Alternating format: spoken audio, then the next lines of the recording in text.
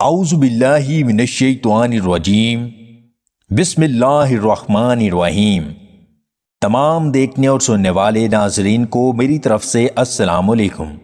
ہماری آج کی ویڈیو کا موضوع ہے کہ کن کن صورتوں میں اسلام نے بیوی کے پاس جانے سے منع کیا ہے، اور جو مرد اپنی بیوی کا حق صحیح سے ادا نہیں کر سکتے، جس کی وجہ سے انہیں شرمندگی کا سامنا کرنا پڑتا ہے، تو وہ کیا کریں؟ خالق کائنات نے مرد اور عورت کے اندر ایک دوسرے کی محبت سے سکون حاصل کرنے کی جو خواہش رکھی ہے، اس کو پورا کرنے کے لیے اسلام نے نکاح کا طریقہ بتایا ہے۔ یہی وجہ ہے کہ نکاح کو نصف الایمان بھی کہا جاتا ہے۔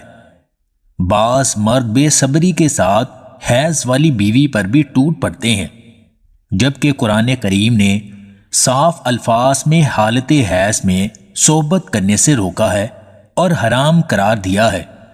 حالت حیض میں عورت سے الگ رہو۔ جدید سائنس کی تحقیق سے بھی یہ ثابت ہوا ہے کہ ایام ماہواری کے دوران جماع کرنے سے مرد کی خاص قوت میں کمی آتی ہے۔ اس کی وجہ سے مرد اور عورت دونوں کو خطرناک بیماری گھیرا ڈال لیتی ہے۔